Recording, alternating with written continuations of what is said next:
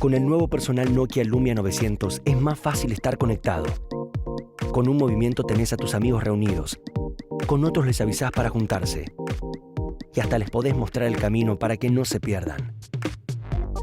Nuevo personal Nokia Lumia 900. Más fácil, más rápido y mucho más personal.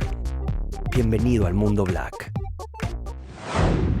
Nueva línea de videocámaras JVC. El diseño más moderno y portátil combinado con la última tecnología. Wi-Fi, definición Full HD, lente cónica Minolta y pantalla táctil de 3 pulgadas. Viví la experiencia perfecta. JVC. Estamos agrandando el aeroparque metropolitano con la construcción de los nuevos edificios 3 y 4 y la ampliación del sector de embarque regional. Aeropuertos Argentina 2000. Soñamos con vos. El parque industrial de General Motors ha sido declarado Landfill Free. Este logro significa que la totalidad de los residuos son reciclados. En General Motors fabricamos vehículos cuidando el medio ambiente. Ahora con Buquebus Turismo, viaja a los mejores destinos alrededor del mundo. Podés consultar nuestras promociones al 4316-6550 o en www.bqbturismo.com. Buquebus Turismo. Elegí dónde, nosotros te llevamos.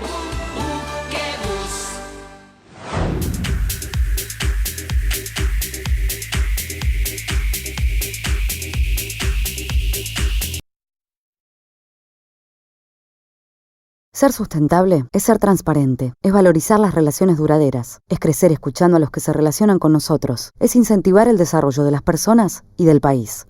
Itaú, el banco más sustentable de América. Itaú, hecho para vos.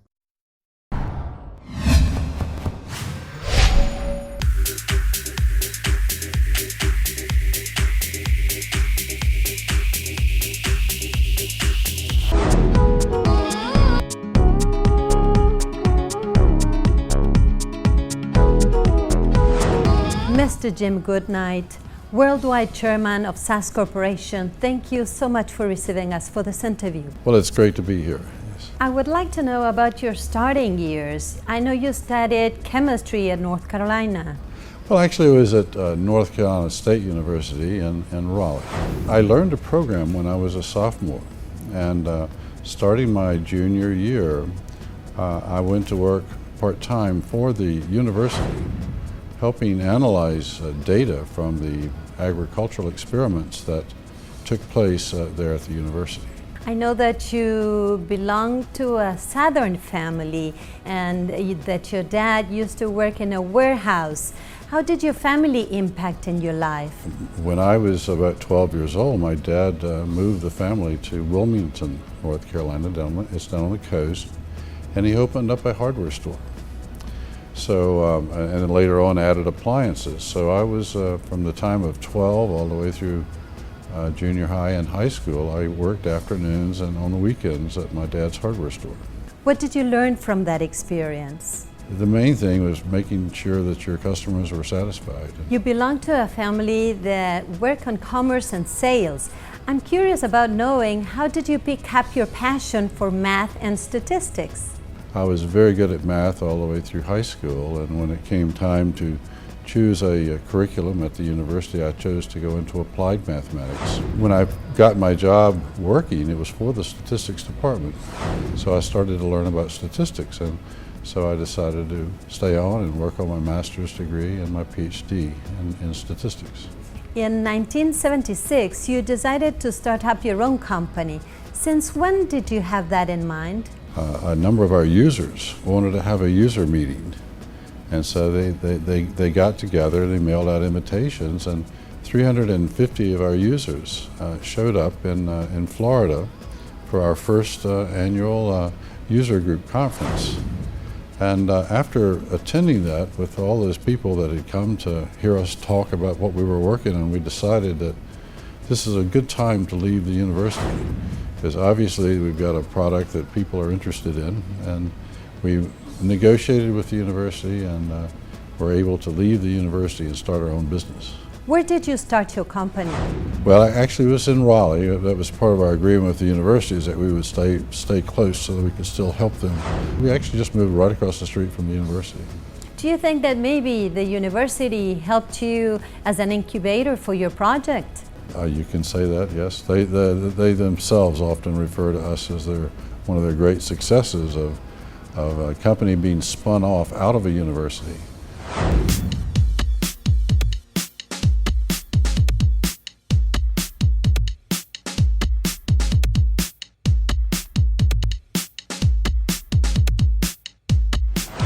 Creativity and innovation are very important in a software company. How do you encourage them? One of the things I've always believed in is a great working environment.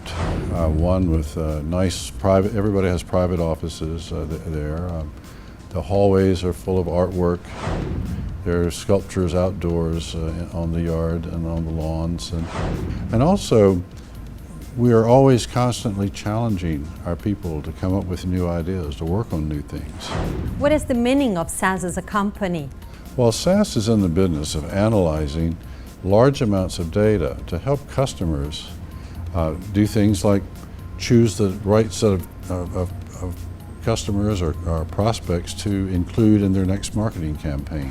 In the pharmaceutical sector, almost every new drug that's developed in the world, SAS is used to analyze that data to make sure that the drug is effective, that there are no side effects, and that it is in fact better than other drugs that are being used for that same problem.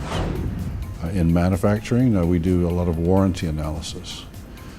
We do a lot of logistics, being able to forecast how much inventory you need to maintain in the various warehouses, so we can save them huge amounts of money.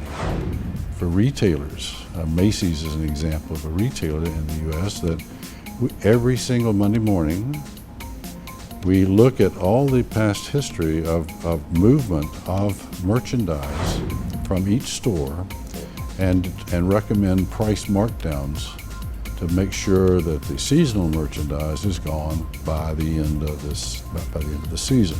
We know that 40% of your employees have been working with you for more than a decade. Do you think there's a direct relationship between the growth of your company and the stability that you provide your employees? Rather than spending money on headhunters to go out and continuously churn and bring people in all the time, we rather just keep the ones we have. We actually save millions and millions of dollars by providing the benefits and the great environment that we do versus the loss of people that you see in so many other parts of our industry. At what point of your business life you decided to go global? We had international customers from the very start, but in 1980, just 4 years after we founded the company, we were negotiating with a company, a consulting company in Europe, to be our European distributors. And during that process, I met a gentleman named Art Cook, who was working for that company, and we just decided on our own that he would just come to work directly for us, and we would not mess with his company. So that's and Art hired 3 or 4 people, and we started our European European headquarters started off in London, or just outside of London, and within about a year later, we also established an office in Japan. Creativity and innovation, they both take a huge place in the development of the software industry. How do you identify the talent you need for your company? We found it to be best at SAS to, rather than trying to keep everything under one single solitary R&D organization, to allow some people to be spun off into separate little groups where they can work independently of the rest of R&D.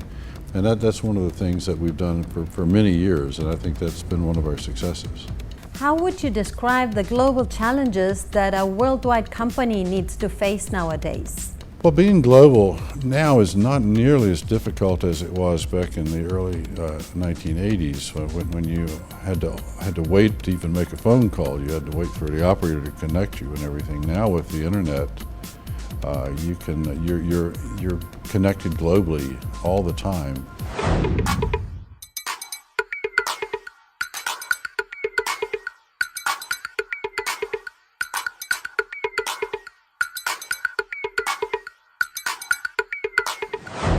What is talent for you?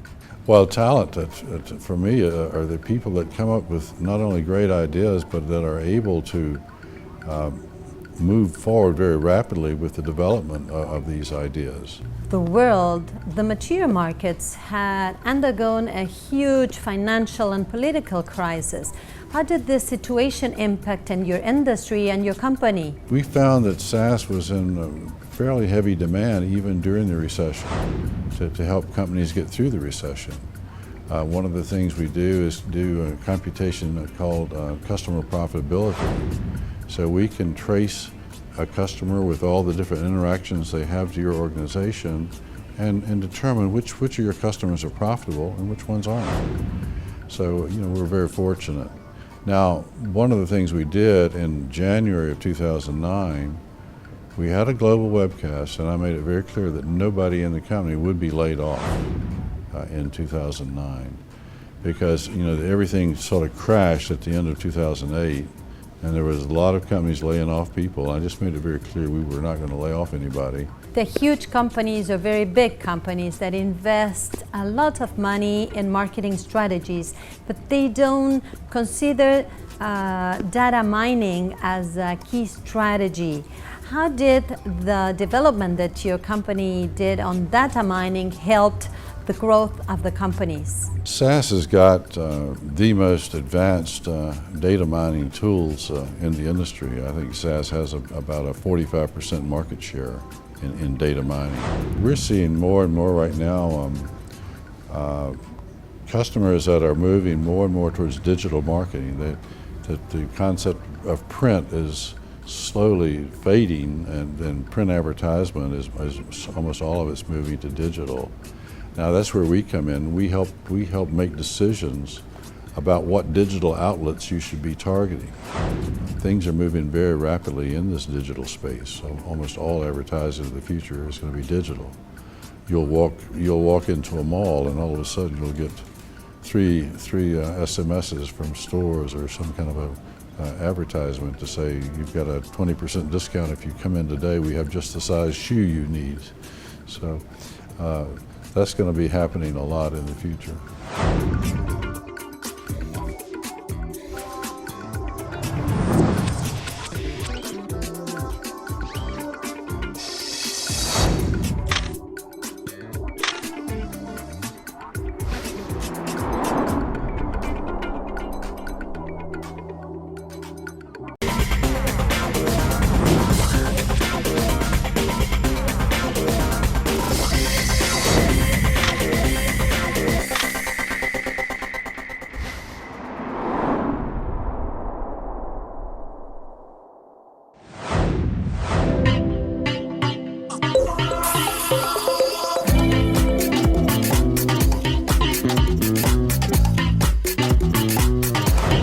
Social networks, Twitter and Facebook, creates tons of information. How do you select what is useful for the companies and what might be trash? One of the things that is very popular with our customers is what we call social media analytics, where we actually bring in every tweet, say about your department store, for example.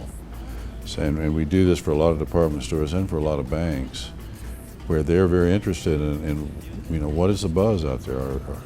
Are they saying positive things or negative things about us? And we will analyze all the tweets and blogs that mention that particular brand, and then we have an analysis method that then determines whether this is a positive or negative comment about that brand. And then we can show bar graphs over time so that you can test the effects of advertising campaigns. Did that improve my image, or did it make my image worse? Your company competes in a certain way with SAP company. What is the relationship that you have with your competitors and your evaluation? Well, SAP is really not in the same space we're in. They're in the ERP space, which is I like to think of as sort of like plumbing, that everybody needs to have plumbing. So once you have your plumbing in place, then you need companies like us to help analyze your data. because SAP is very limited in any type of analysis that they can do. Do you see that your sector has been concentrated in the past years? Well, we have noticed some companies are doing that, but it really so far hasn't really had much effect on us. We are still winning lots of battles against these other companies. Have you ever considered selling your company? No, but we have been asked a number of times, and we've always said no. You run a company in the USA. I would like to know what are your impressions about President Obama government? Mr. Obama has put too much emphasis on giving money away to people instead of trying to create jobs. He's extended the unemployment insurance out endlessly. He's just ruled that to be on welfare, you no longer have to look for a job. You can just be on welfare forever. These are the kind of things I think that buy votes, but they're not going to help the economy in the long run. We've got to find ways to encourage companies to move back to the United States, to be able to create jobs there, especially in the manufacturing sector. Who do you think would be the next president of the United States? We hope it's someone other than Obama. So.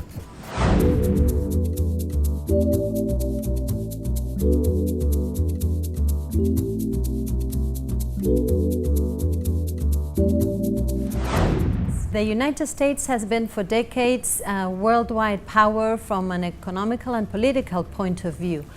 How does the United States see the change towards the emerging countries such as India or China? We need to make our corporations more competitive on a global basis.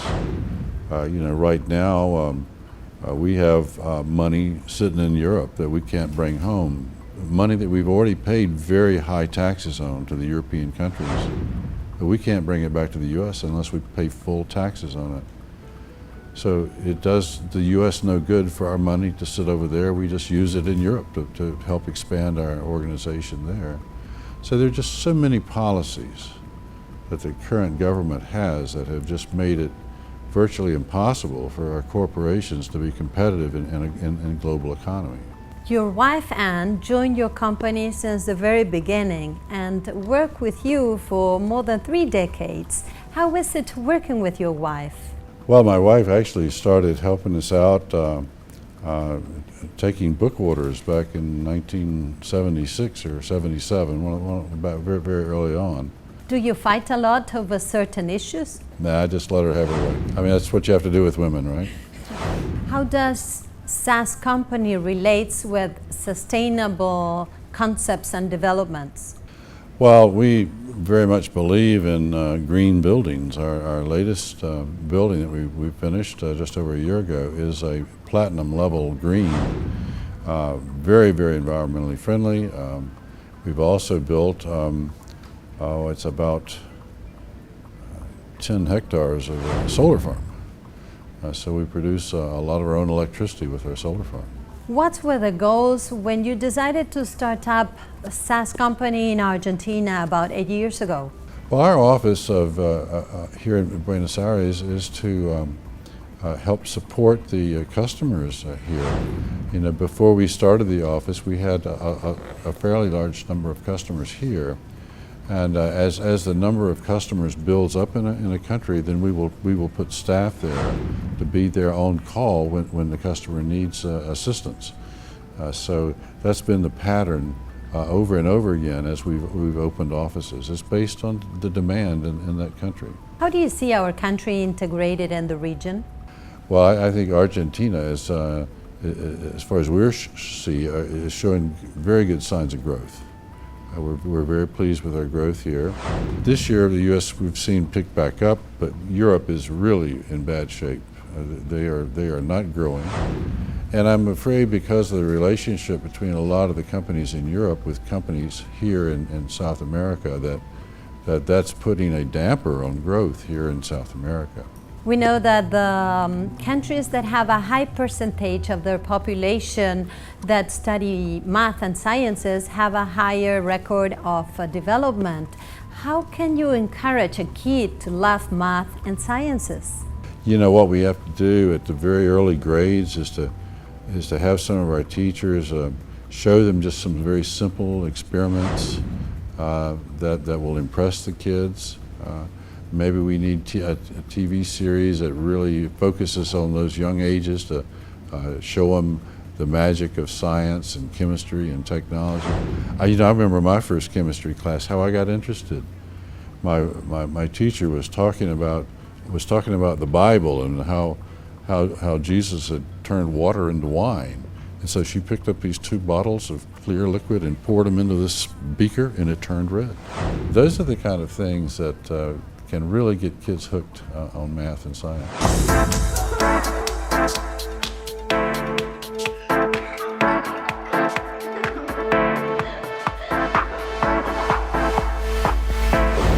I assume that you have a very intense agenda. How do you manage your personal life towards your professional life? Well, I try to leave my professional life at the office when I go home. And so usually in the evenings we'll just relax and talk and read books or watch TV a little bit. And then on the weekends we'll either travel some or we'll stay home and I'll play golf. Are you a good golfer? No, I'm a terrible golfer, but I'm going to get better. One of these days I'm going to get better, so I keep trying.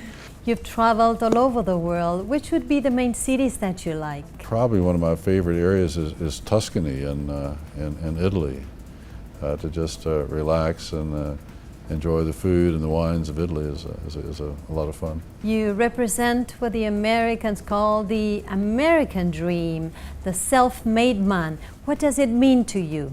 I just enjoy what I do, and I really enjoy working at SAS and trying to be challenged every day and trying to challenge the people there every day. So it's a great working environment, and I enjoy it just as much as everybody else does there. What would be your main contribution to your company and to your society? Well, I think one of the things that helped us grow back in the mid-'80s was the development of our multi-vendor architecture, an architecture that allowed us to run not only on mainframes and mini computers and Unix and also on PCs, that gave us the opportunity to expand our market to run on just about any computer that was out there.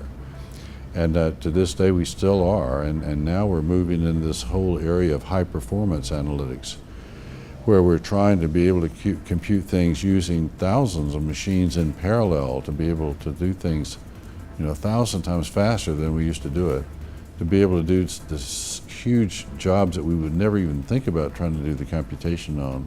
We now can consider doing that.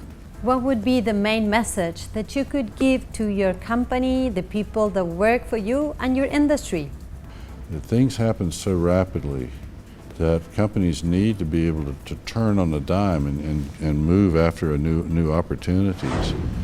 Things like the iPad came along, and all of a sudden, wow, we've got to be able to run on that machine. And a year or two before, we never even thought about that. But then when it came out, it became very imperative as our customers started saying, we want to be able to view all of our SAS output on our iPad. So we had to be able to reallocate resources. So I think flexibility is probably the most important thing that our industry needs right now. What is SAS to you? Well, SAS to me is, I think what I'm most proud of is that SAS has been named one of the great places to work in the entire world.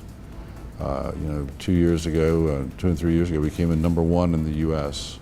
Last year we were #3. We're #3 in Europe this year. So being a great place to work, to know that the company that I've helped to build is recognized as one of those great places to work, that's very much appealing to me. Mr. Jim Goodnight, thank you so much, sir, for this interview. Thank you.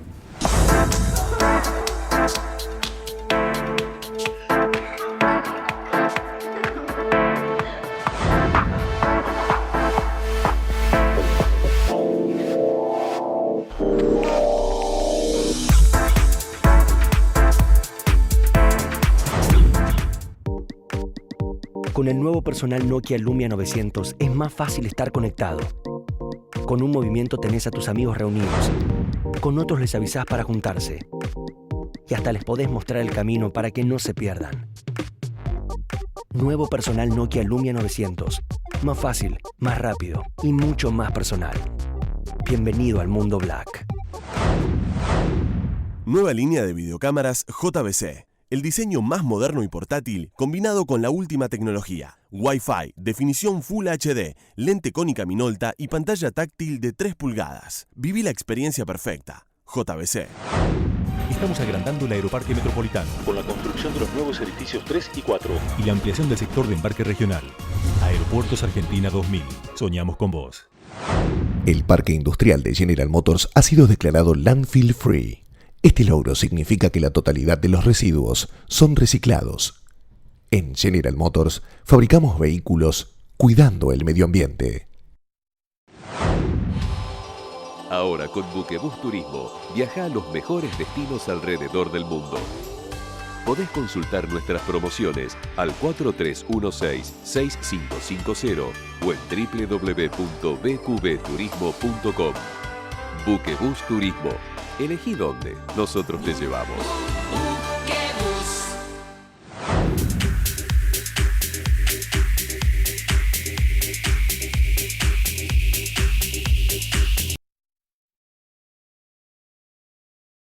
Ser sustentable es ser transparente, es valorizar las relaciones duraderas, es crecer escuchando a los que se relacionan con nosotros, es incentivar el desarrollo de las personas y del país.